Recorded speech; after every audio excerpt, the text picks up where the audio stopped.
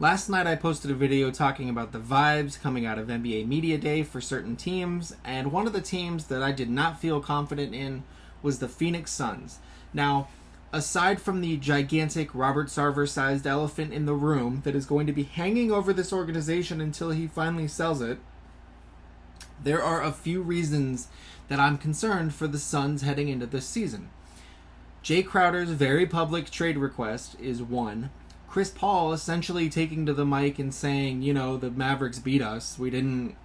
There's nothing we can learn from it. Sometimes you get beat, is concerning when, you consider that they got run off of the court at home in a do-or-die Game 7, and, no full story has ever come out about that. But no, the thing that was the biggest concern to me was the fact that Deandre Ayton signed a 4-year, $132 million contract extension with the team after an entire year of disputes with the organization.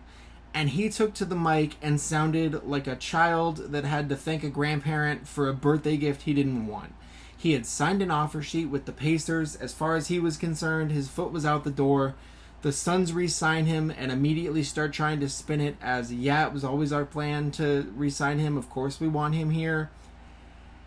And it doesn't seem like he's buying it. And a part of me thought maybe the Robert Sarver news would be enough to kind of shape the culture there and kind of get everyone believing in moving everything forward and thank God we're getting rid of this guy. We can start the process of improving and getting better.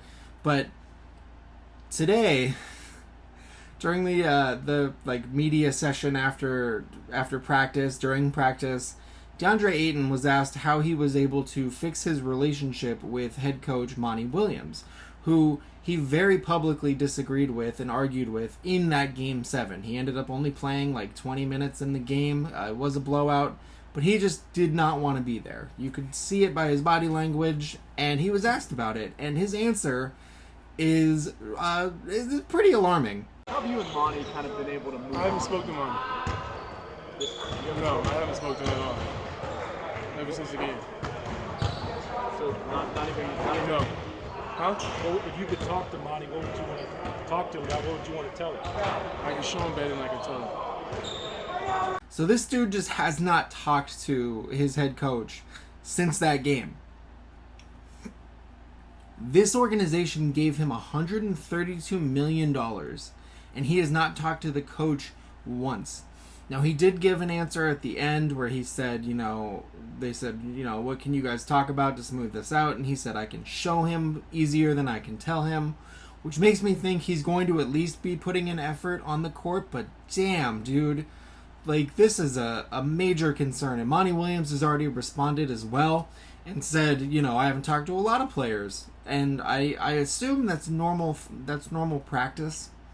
But after a public contract dispute, after a media day showing that made it look like he would want to be anywhere but the Phoenix Suns organization, I think this is just a matter of time. Deandre Ayton signed that extension. He will not be eligible to be traded until January 15th. But what I think happened is I think it's pretty clear that the Suns didn't know what to do with him because they didn't know his value. They saw a team in the Pacers that wanted him. The Pacers signed him to a contract, and they immediately match it so they can hold his rights and at least try to get something back for him when they trade him. There's no way he's on this team for an entire season. I don't care what the vibes are. I don't care about the fit. I don't care about the success. Whatever happens this year. There is no way Deandre Ayton is on this team the entire year. But that makes it even more complicated because the team is up for sale. And having another number 1 overall pick on the roster who has blossomed into one of the best big men in the league, that's a pretty enticing thing for ownership. So you have to look into how is the organization going to go about trading him without owner approval.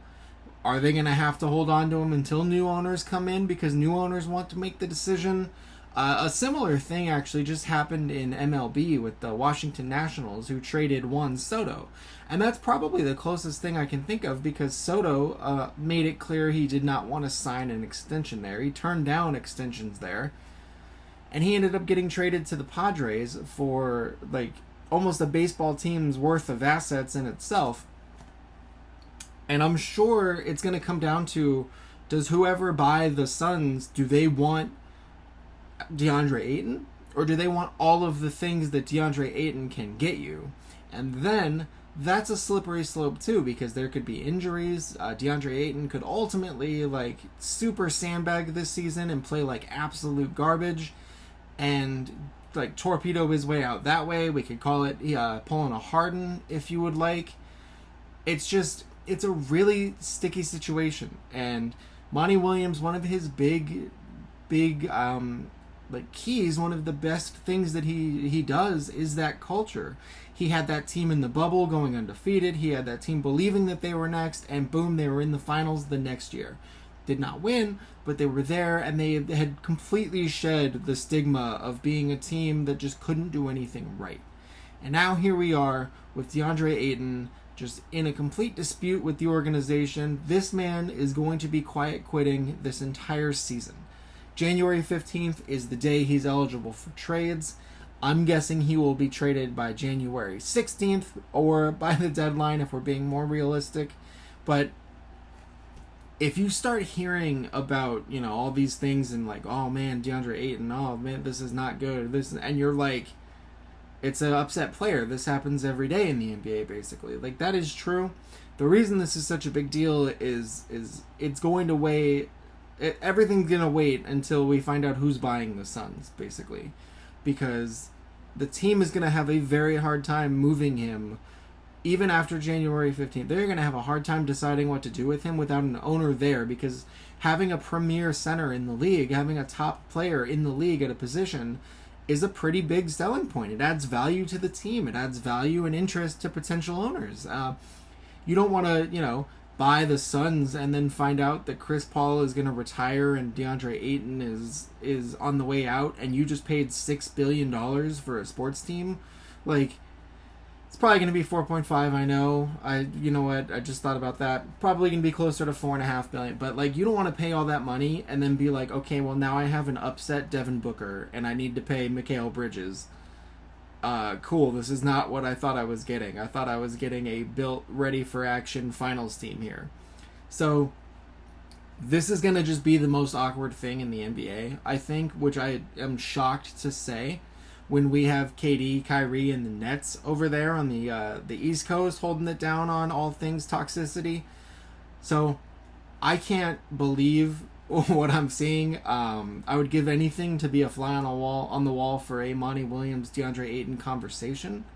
Who knows when that's going to happen or what details we'll hear about that, but that's absolutely insane to me. I thought the vibes were bad yesterday, but this is just more than I could have possibly imagined.